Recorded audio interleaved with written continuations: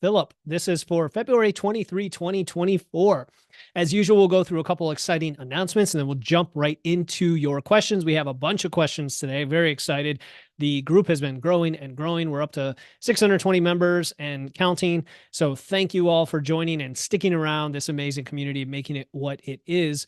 For those who are brand new, who've not really had a chance to take advantage of what we've got, I would go to guides at the top and then start here. How to use this community and then how to use this thread that we are doing right now on this live. The second announcement, as always, I like to tell you what podcast episode's out. We had one on Tuesday that was a Q&A, which we answered a question from IG, a question from the voicemail, and a question from Facebook. So check that out. And then today, episode 149, 4 surprising ways to lose that midlife belly fat with Megan Dahlman. Megan is phenomenal. She and I we did a podcast swap. So I was just on her show this week. And if you're on my email list, you'll get a link to that and the other 4 shows that I was on this week, if you want to check those out. But this one is great. I would say men and women will both find this interesting because Megan is coming from an evidence-based strength and muscle first perspective that we all love here. And so you're going to like that episode, men or women, even though it's, marketed toward women and that's her demographic. I think everybody could benefit. And then if you're on the insiders list, you will get the bonus interview that we recorded with the 4 exercises to do for strengthening your core and 3 to avoid. And again, I'm fully on board with her concepts there. It's not spot reduction, it's legitimate stuff that works. And if you are not already on the list, most of you watching this probably are, but you can go to witsandweights.com anytime. And actually you go to witsandweights.com/bonus is one way to get there and sign up for the list, and you'll definitely get that bonus content. And I will be sharing the YouTube playlist with all the past bonus content, starting with Monday's email, so that if you've missed the past couple that we started with, you can get those. And then as the list gets longer and longer, you could always go back and watch the previous bonus content that is exclusive to subscribers to the list. Okay, so that is today's episode. You could find it on your favorite podcast platform, or you could always go to witsandweights.com, or you can reach out to me. Okay. Next thing I wanted to mention is next Friday, a week from today, is our big training on muscle building. This one is going to be, how do I want to say it? It's a little different than the past trainings, only in the sense of how comprehensive it is. And it's so comprehensive that the plan that I put together that you are going to get for free is over 20 pages long, not in an intimidating way. It's only got a few pages that lay out the framework. The rest of it is really the experience I went through on my build phase, which a lot of people are going to learn even more from than just the framework. So you're going to get that. And what I've decided to do is I'm probably going to create just very simple high-level slides or visuals on the key pieces of that for the training so that you get the most out of it and don't feel like I'm just like flying through a ton of detailed information. I want to make it interesting and I want to leave some time for Q&A. So you can get there by going to the events in the community. And then once you get to the events, you have to go to, once you go to the event itself. So when you click the event and you go into the event, you will see the link in the description at the bottom to sign up. And some people might find this confusing because it's not enough to just say going to the Facebook event. You have to click here and sign up so that you get the Zoom link. And then you'll also be on my list to get the replay and the free muscle building nutrition blueprint. We've got so far over 60 people registered. Keep them coming. It's going to be an amazing group. I hope most of you can show up live. That's the best experience. But if not, the replay will definitely be available. Okay, and then we're going to go answer today's questions for Ask Philip. So I am going to unpin last week's, and I'm going to dive into this week's questions. We have a whole bunch, and we're going to try to get through them concisely as best I can, but give you good information. All right, yeah, we have a lot. So, okay, here we go.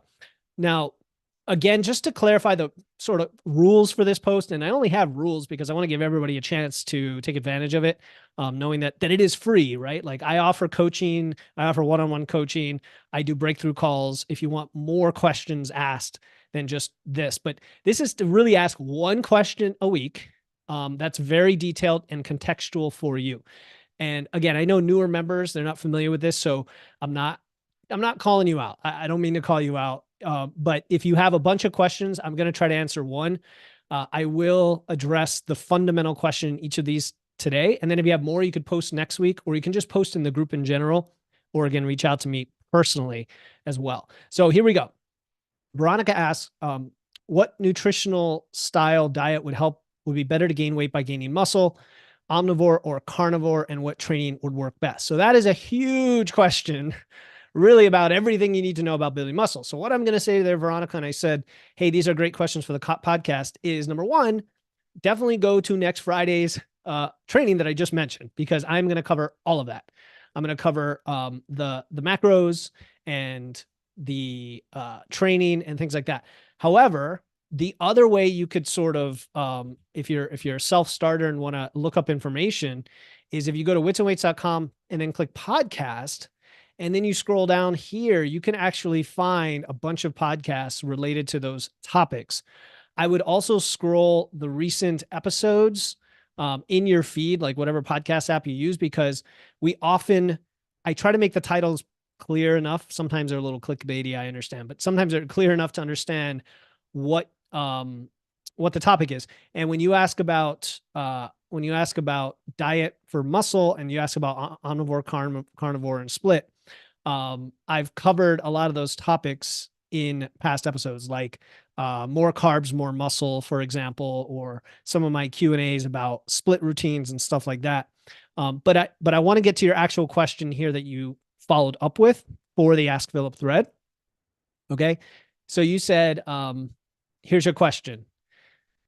I'm currently struggling with having been diagnosed with high LDL. So that's high LDL cholesterol. Some people think of that as the bad cholesterol, so to speak. While I'm a really active person, triglycerides are at 99, HDL is at 66. I lift heavy to almost exhaustion of the muscle 5 days a week, hit 3 times a week, and core. All right. So that sounds like a very active program. Almost, if I were to dig into the details, could it be too much? But this is not a cholesterol discussion. I'm just bringing that up. That's a separate topic. Maybe it's perfect for you. Maybe you recover just fine. And if you do recover, it could be amazing for you, for your volume and recovery. I'm just asking. This is always one of the first things that come up when I talk with people who say they're having trouble making progress. But again, we're going to talk about cholesterol. So let's keep going. I follow an omnivore diet with carbs coming from only veggies and low starch veggies, rarely eat meat, mostly fish, turkey, chicken, and measure my macros. So this has got me super baffled and worried. I was placed on a natural supplement called Cholesterol Care. I'm down to do everything I need to do to be optimal at my age and have done since 16. So any possible tests or changes that can be recommended would be amazing. I'm not on HRT. Okay. So a couple statements stand out here when you say like, carbs coming only from veggies and low starch veggies, rarely eat meat. Like these are trigger phrases for me that suggest that they tell me that in your mind, you're linking those to better health or better cholesterol. And it's not necessarily the case, right? Like in other words, I don't want you to be overly restricting your diet for cholesterol. I think there are smart choices and there are trade-offs we definitely can make if cholesterol is a concern. The other thing is, I don't know what your actual number is, and I'm not a medical professional, so definitely this is not medical advice. I would always want to know, is your LDL really high, or is it just high for the range? Is it high for you? Is it temporarily high and it's been higher or lower in the past? Like a lot of these things, because we want to measure that blood work over time and compare it to, single variable changes to see what happens. Now, having said that, when it comes to cholesterol, let's start with nutrition, right? The big thing that I associate with cholesterol would be, do you have a nutrient-dense diet with plenty of fiber, soluble fiber, right? Whether it's, oats, beans, lentils, fruits, vegetables. And when you say you only get carbs from non-starch and vegetables, there's no problem getting carbs from other foods if you can tolerate them, like oats and other grains. Some people are definitely against grains. Some people are against gluten. I'm not, if they don't make you feel bad or you don't have any symptoms. And, you may find that having those in there could actually help with the cholesterol, potentially. Also, foods rich in omega-3 fatty acids. So we're talking fatty fish, which you said you eat fish, flax seeds, walnuts, things like that. And then the big thing that I usually actually focus on is saturated fat. The rule of thumb for saturated fat is consuming no more than 10% of your calories or a third of your fats from saturated fat. So if you are tracking using MacroFactor, right? And if you're not doing that, do that right away. Go get MacroFactor. Use my code Wits and Weights to get the 2-week free trial. You're going to get hooked. You're going to love it. You're going to want to use it forever. And they had nutrient tracking in there. Turn on the nutrient tracking and you can see what your saturated fat and fiber are. If the fiber is a little bit low or the saturated fat is too high, those are definitely spots where you can make adjustments. Now, based on your diet, it wouldn't seem that the saturated fat's going to be very high, but you never know. You never know, depending on some other things you may be including in there. That's the big picture for nutrition. I don't subscribe to a specific diet, but if you had to pick a diet that people would say, well, what's closest to a reasonable dietary pattern for low cholesterol? It might be something like the Mediterranean diet, which is very close to what you're eating, right? So, yeah, so there you go. Lifestyle modifications are the other thing, right? Behaviors. I mentioned you may be doing too much. I don't know. Building and maintaining muscle mass and just being regularly active are great for your cholesterol. So if you're already doing that, awesome. Great job, right? Like you're above 95% of most people. And then complementary to that is going to be adequate sleep, adequate stress management. All of these can affect cholesterol. And then you could get more advanced lipid blood work, which would look at the density of the cholesterol particles. I'm not saying you have to do this. This is you mentioned optimization. Some people love to collect a lot of this data and see if you have the larger or the smaller, the denser, more the denser or the larger particles of LDL. Anyway, that's just a side thing. Other than that, the supplement that you're taking, I don't know much about it. You said it's natural, so maybe it has like certain compounds that are supposed to lower LDL. We obviously know about statins in the medical industry. There's another one. Oh, what's it called? Is it milk thistle or milk something? Somebody can chime in. It's I wasn't going to look it up. It's off the top of my head. That has also been shown to lower cholesterol as kind of an herbal supplement. And then if you don't get enough omega-3, I would definitely take supplementation for that. But again, consult with a medical professional specifically if none of these work for you and there's a concern about your LDL. But those are the big picture things that I usually think of and work with the clients on when it comes to cholesterol, right? Saturated fat, high fiber, lifestyle, and supplementation. Hope that helps, Veronica. All right, we're going to go to the next question by Heather. Can you still build lean muscle while eating in a high protein deficit? And what I would say, Heather, is next time you write a question, if I could ask you to be more specific for you and your context and say, like, I understand this is a generic question, but there's a reason you're asking it, right? And it sounds like maybe you want to lose some weight by being in a deficit, but you understand the value of keeping protein high to maintain muscle. And you want to build lean muscle. Now, a lot of people want to have both things. And I will say, if you're brand new or if you've been on a long break from training, yeah, you can build some lean muscle while in a very slight deficit. The deeper of a deficit you're in, it gets harder and harder and harder. Keeping that protein high is definitely an offset to that and tells your body, hey, I'm getting the amino acids and the resources I need to rebuild that muscle as much as I can. But at the end of the day, it's still going to need energy from somewhere, and it's going to pull it from your fat cells, but it could also pull it from your muscle tissue, depending on how severe the deficit is. And so if it's not severe, okay, yeah, maybe you maintain muscle. Maybe you do even slightly build a tiny bit of lean muscle if you are a novice, right? Or after you've taken a break, or even if you have a very high body fat percentage. So that's the other scenario. Let's say I have a male client who's like 260 pounds, 5'7", 5'8", whatever. And so that's pretty large guy, and he wants to lose weight. I would say, yeah, let's go into a deficit, but let's train. Let's keep the protein high and see if we can kind of have our cake and eat it too, like literally and figuratively, you know what I mean? So yeah, if the protein's high, I would say at least a gram per pound, if not even higher, if you're going for some attempt at lean muscle, right? So like 1.2, even 1.5 grams per pound, which would not be the normal recommendation. And it is also challenging to do that because your fats and carbs are lower, right? The moderate calorie deficit will help with fat loss. I would say keep it as moderate as you can.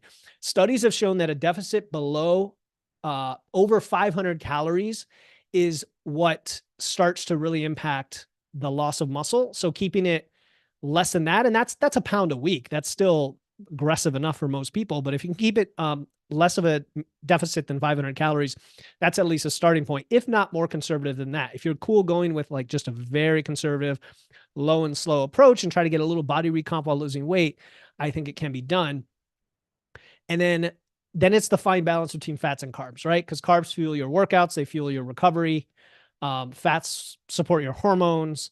And I would say like you're going to have to be down in the maybe 20% from fats, maybe 15% from fats, and then the rest from carbs because the calories are going to be tight if the protein's really high. And then continue training really hard, right? You just got to train, focus on progressive overload. Don't overdo cardio, right? Incorporate it if you want to give you a little boost, but don't incorporate it. And then what's the other? You didn't ask any other questions. Somebody else asked about intermittent fasting, which normally I'm not a huge fan of, but during a deficit, tightening up the feeding window can help. But anyway, that's a separate topic. So hopefully that answers your question, Heather. The answer is yes, maybe, if all those other things I just talked about. Now, would I want you to do that optimally? No, I'd want you to be at least at maintenance, if not in a very slight surplus to build muscle as fast as you can, and then just cut it off with a fat loss phase, right? And then you'll feel great doing that too. So if you want to learn more about that, come to next Friday's training on building muscle. I'm going to talk about all of those principles and you'll get a really good blueprint for doing it. All right, we have Veronica again. Now, she asked about Macrofactor. I'm not going to answer this question here, but I just want to point out that Macrofactor does have a great knowledge base. They have a Reddit and Facebook community. They have a getting started guide. And then, if you're a client of mine and we're using Macrofactor and you're using it for the first time, it could be intimidating. I will frequently create like a little screen recording of a function, like adding a food or something simple like that.